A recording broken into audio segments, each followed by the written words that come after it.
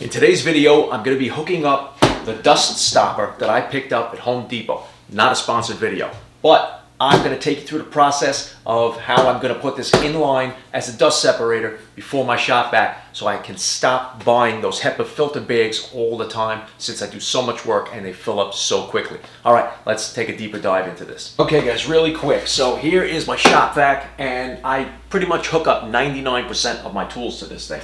So what I'm talking about is inside here, if you do it the right way, you should have a HEPA filter bag and also a dust rated filter so that you don't blow all the fine dust particles out the back of your shop vac, because that's what's going to happen. Once these get clogged, now this filter's been in here a really long time and it's still pretty clean or relatively clean, and that's because I use the HEPA filter dust bags. That protects your filter and it keeps the fine particles from getting through here and, like I said, out the back port.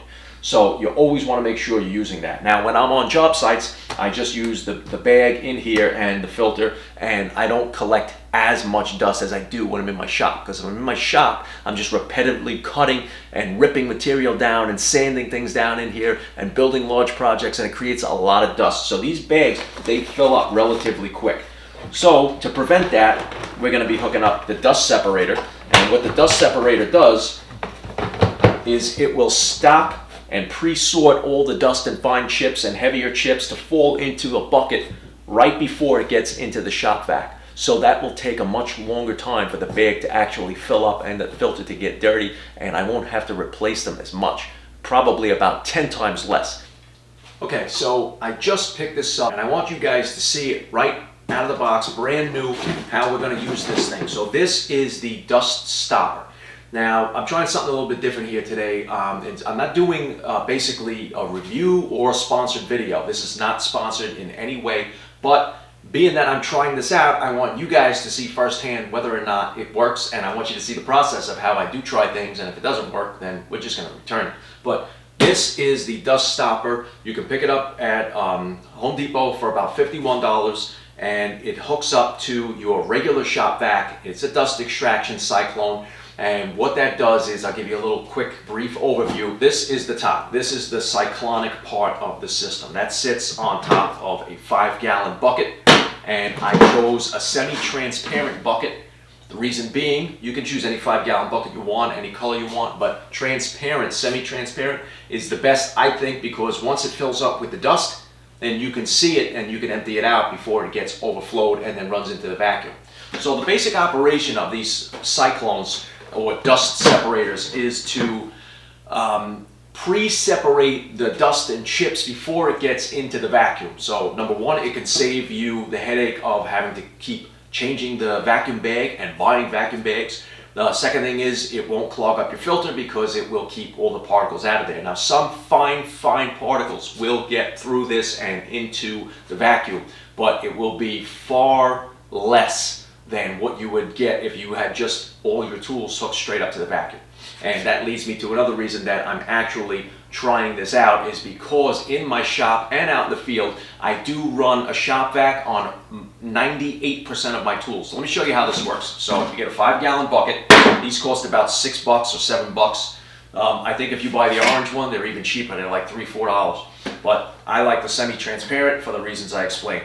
So this is the top of the unit, and what happens when you put it on here and you snap it on, just make sure it's snapped all the way in. Okay, so that seals it up.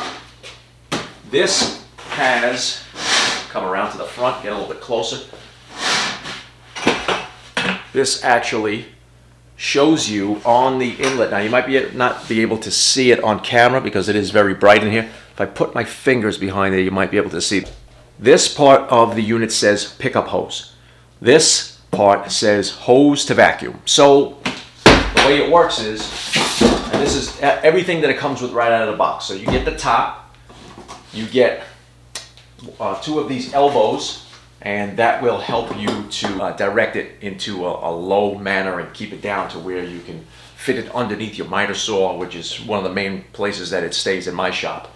Okay, so you'll just force this on there, and it's just a pressure fit, so you don't have to go crazy. So that's tight enough. And we have another one here that will probably go onto the vacuum if I need it. I may not need it. Like I said, we're doing this for the first time. So what I do now, you'll see me do it right out of the box. Haven't pre-hooked this up or anything like that. Comes with a short hose. This is roughly 3 feet, and it's one part of the hose will go into this elbow here. That's pressure fit in there, and then this part of the hose will go into the shop vac. So let's turn it around, hook it up to the shop vac, and then we'll show you the rest of it. Okay, so I have my vacuum sitting right here under my miter saw, and this is pretty much where it lives for the majority of the time because I use a 16-foot hose to move around the shop and hook up to my different tools. The domino, the track saw, my miter saw, my Mirka palm sander, all that stuff that runs on a shop vac type dust extraction, that all comes through this 16-foot hose, and I can just move around the shop without having to move the vacuum. So this kind of lives under here permanently. So what I'm going to do is hook up this end into the standard 2.5-inch port on the vacuum, on the shop vac. Then this part is going to get hooked up back here, like that. And then if we're going to hook up a tool to it, then this would go from the miter saw into the port here. And I'll make some cuts here, and we can see we'll get some dust in there, and then we'll pick up a pile of dust off the floor also. So let me get you a better camera angle. I have my miter saw hooked up to a vac switch which turns on the vacuum as I turn on the saw.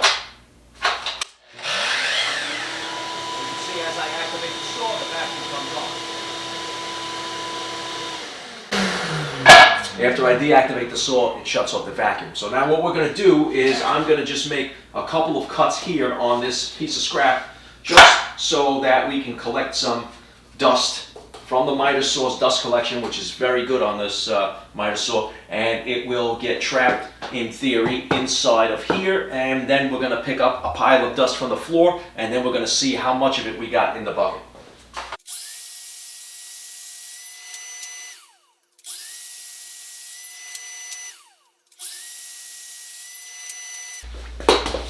Okay, so now I'm going to take the miter saw hose of the Cyclone, and I'm going to hook up a regular shop vac hose into the port, and we're going to pick up this pile of sawdust, and you should be able to actually see it cycloning in here through the top and then dropping down in the bottom.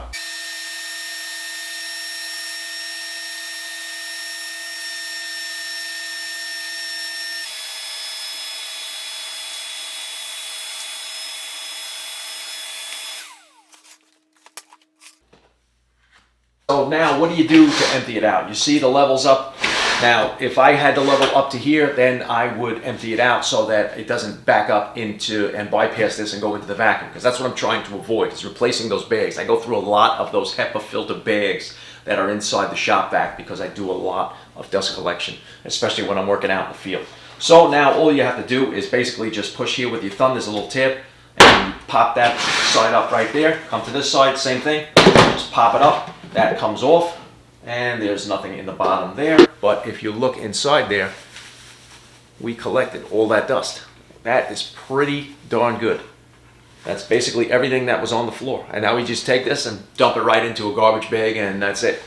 Done. Okay, ladies and gentlemen, that was just a quick video on this dust stopper, dust separator for your shop vac in your shop. I hope you guys got something out of it. I hope that this helps you, for those of you who are using primarily a shop vac on all your dust collection. You should be using dust collection, some sort of dust collection, if you're not using any, because you are breathing in all those particles, the sawdust and resins and laminates and things like that. Absolutely not good for your lungs. It's very dangerous. So always make sure you wear an N95 rated dust mask for the small particles, and you get yourself some type of a dust collection.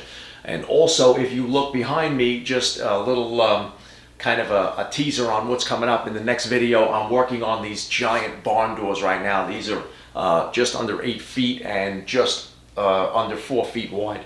So they're sitting there right in the back of the shop because I made the frames, and now I have to sand them down, and then I got to start on the back panels. But I want to get the frames done and off to the side so I have room to lay out those panels, because once I put the back panels on, which will closely resemble, the back part will resemble my shop doors, that's going to be pretty heavy, and I don't want to be dragging them around the shop and moving them when I don't have to be. So basically, while they're still kind of light right now, they don't have the back panels on, I can move them around. I want to stain them, I want to sand them, stain them, and get them all prepped and ready to be put together and then spray the finish. So make sure that you guys hit the subscribe button so you don't miss that video or any other video that I publish in the upcoming days and weeks. And we have a lot of work to do, so make sure you hit that subscribe button and also hit the thumbs up if you like the video.